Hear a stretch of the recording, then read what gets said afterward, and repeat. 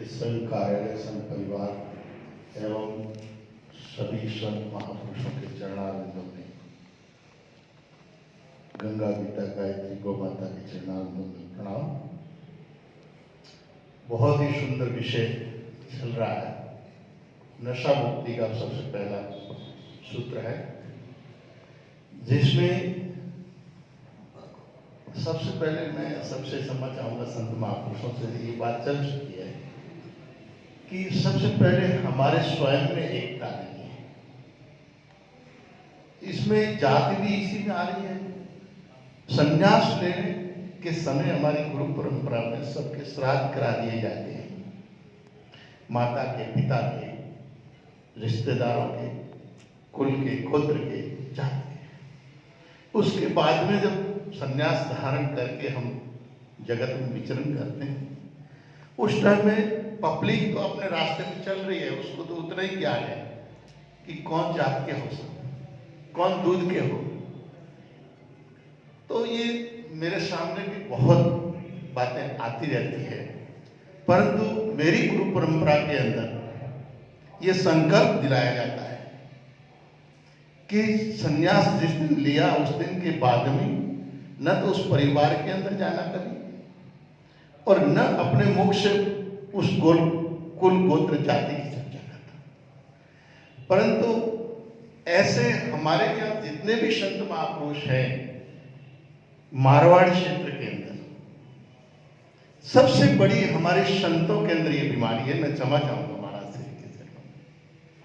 मैं इससे स्वयं दुखी हूं, इतना दुखी हूं कि मुझे लोग इतना दुखी कर देते हैं कि कौन दूध के हो, कौन दूध के हो। परंतु मेरे गुरु के संकल्प के अनुसार आज दिन तक मेरे मुंह से वो शब्द नहीं निकला।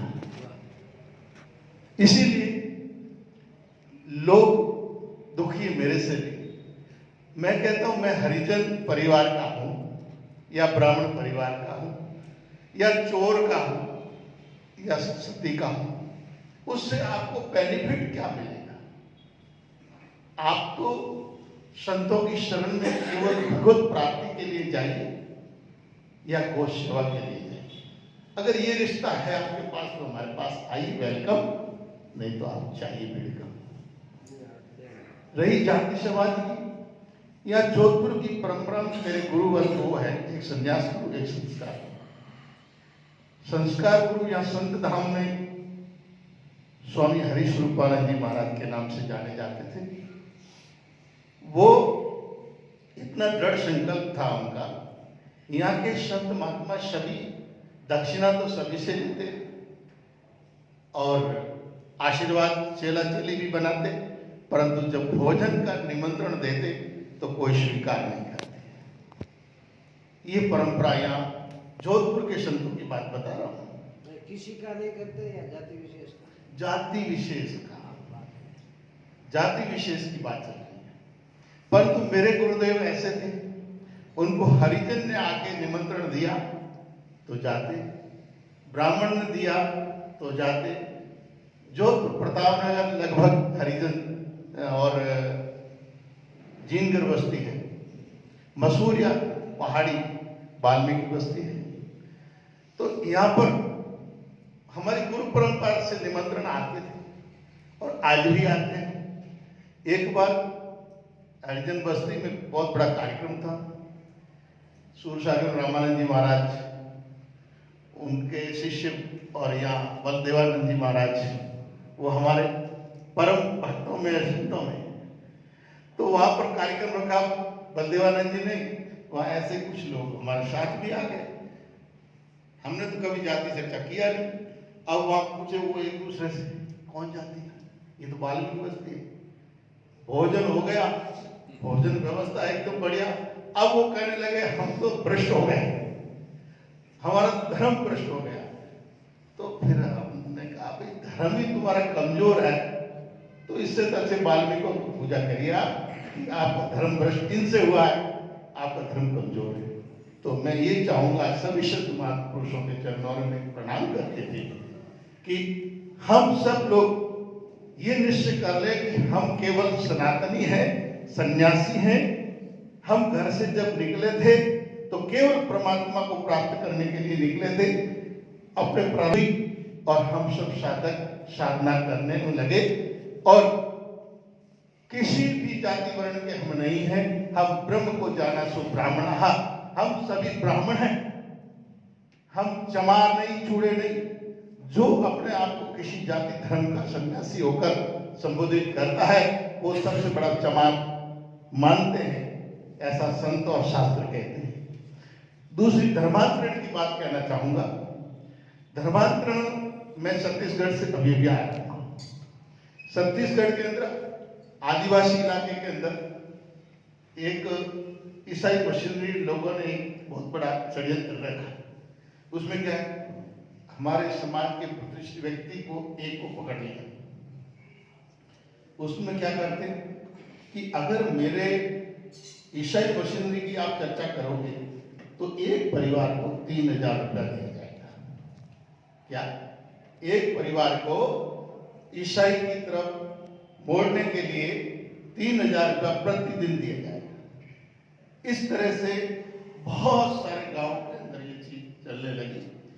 और महाराज श्री ने कहा था जयपुर के पास विवाद क्षेत्र की बात, उसमें मैं ये जहां तक जानता हूं कि ऐसे ही कोई ऐसा व्यक्ति है जो उनको मिलता है और वो अंदर अंदर से देवी देवताओं की मूर्तियां, तस्वीरें हटवाता है और फिर आगे जाकर वही चर्च और गिरजाघर बनवाए।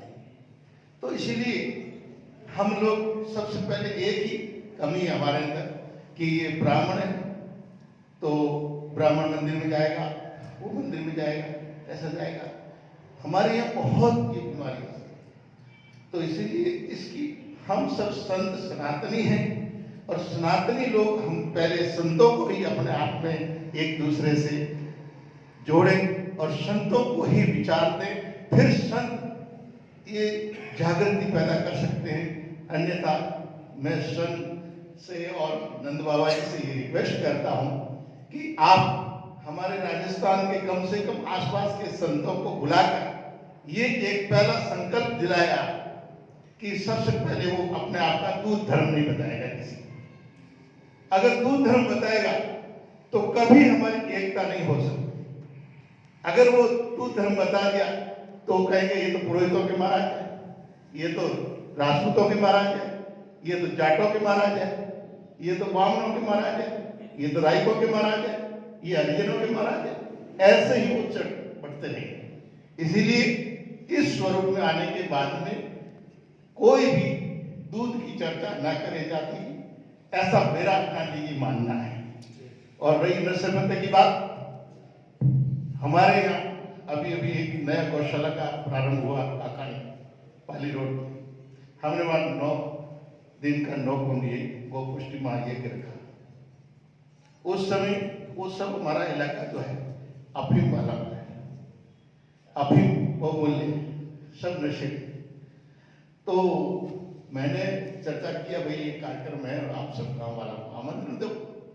बोले महाराज जी इसके लिए पहले आपको एक काम करना पड़ेगा। मैंने क्या किया? बोले आप अफीम मंगवाएंगे। मैं किस लिए?